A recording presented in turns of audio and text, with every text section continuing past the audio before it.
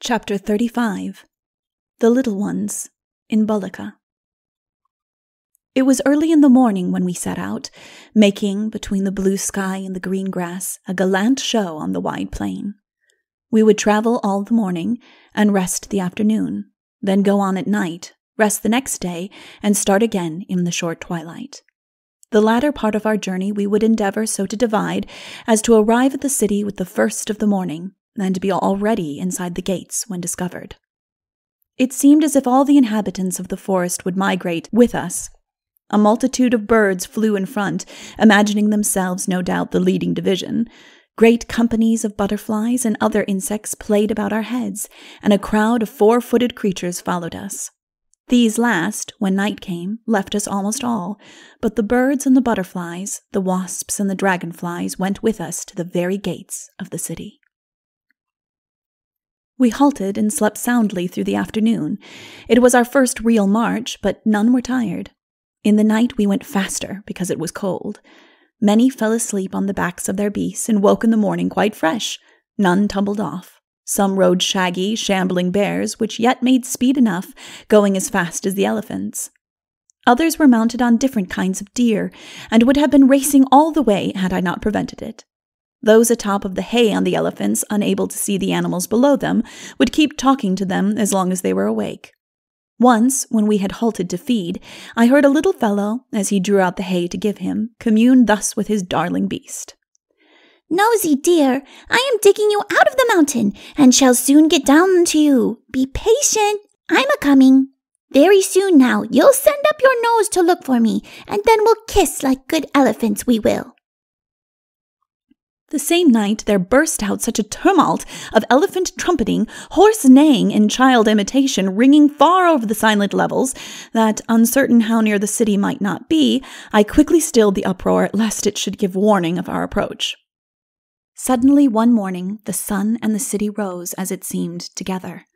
To the children the walls appeared only a great mass of rock, but when I told them the inside was full of nests of stone, I saw apprehension and dislike at once invade their hearts. For the first time in their lives, I believe, many of them long little lives, they knew fear. The place looked to them bad. How were they to find mothers in such a place? But they went on bravely, for they had confidence in Lona, and in me too, little as I deserved it. We rode through the sounding archway. Sure, never had such a drumming of hoofs, such a padding of paws and feet been heard on its old pavement. The horses started and looked scared at the echo of their own steps.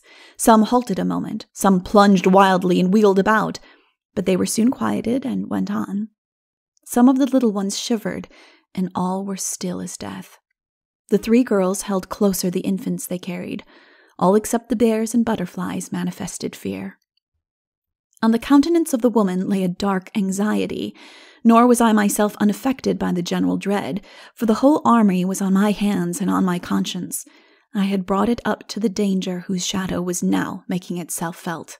But I was supported by the thought of the coming kingdom of the little ones, with the bad giants its slaves, and the animals its loving, obedient friends. Alas, I who dreamed thus had not myself learned to obey.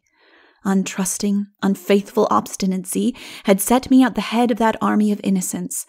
I was myself but a slave. Like any king in the world I had left, who does or would do only what pleases him.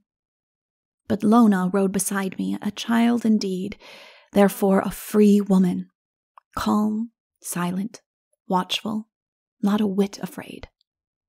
We were nearly in the heart of the city before any of its inhabitants became aware of our presence, but now windows began to open and sleepy heads to look out.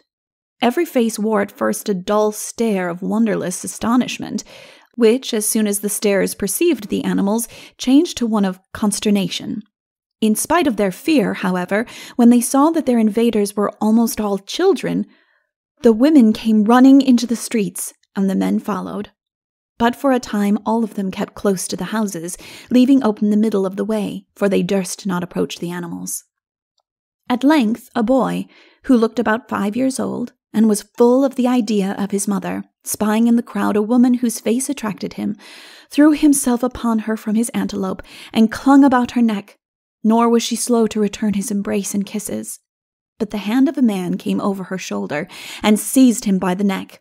Instantly, a girl ran her sharp spear into the fellow's arm.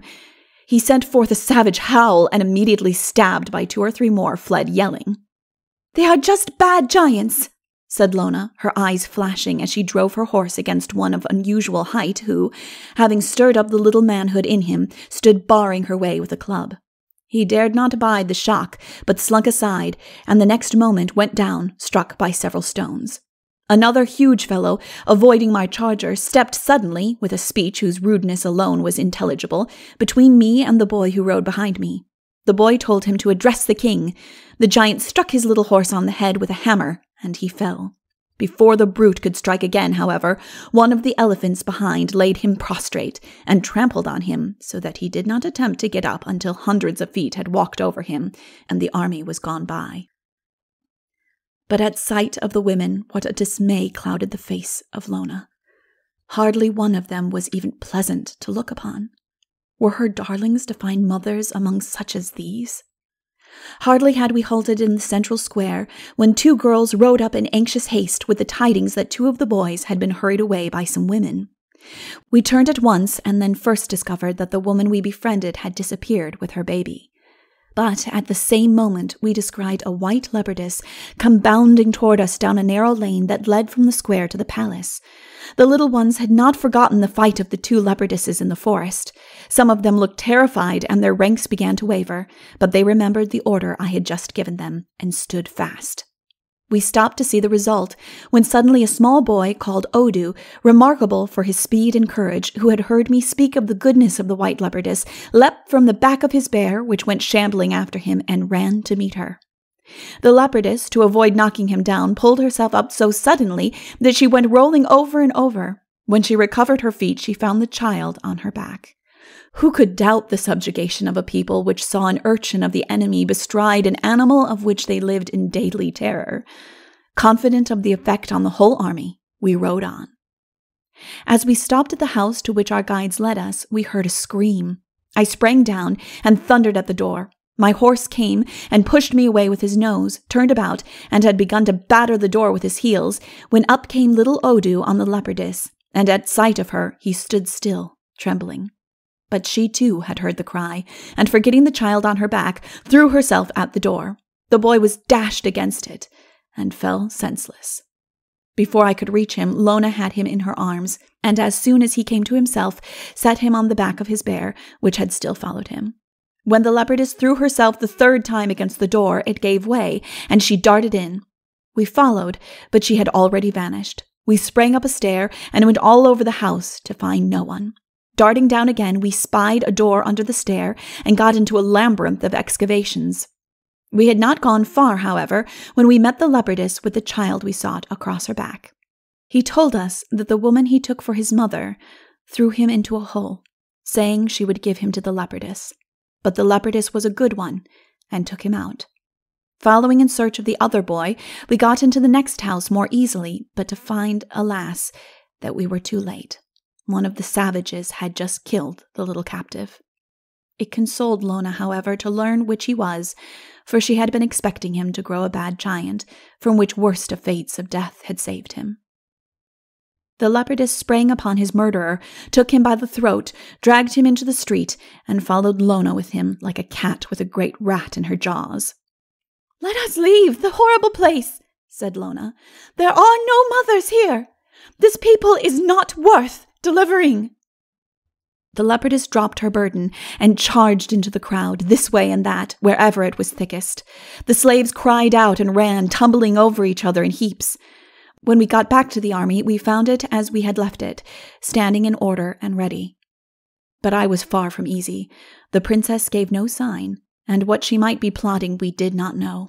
Watch and ward must be kept the night through. The little ones were such hardy creatures that they could repose anywhere. We told them to lie down with their animals where they were and sleep till they were called.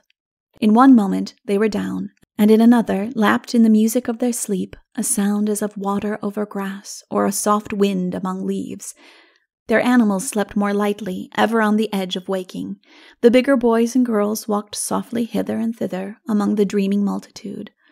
All was still, the whole wicked place appeared at rest.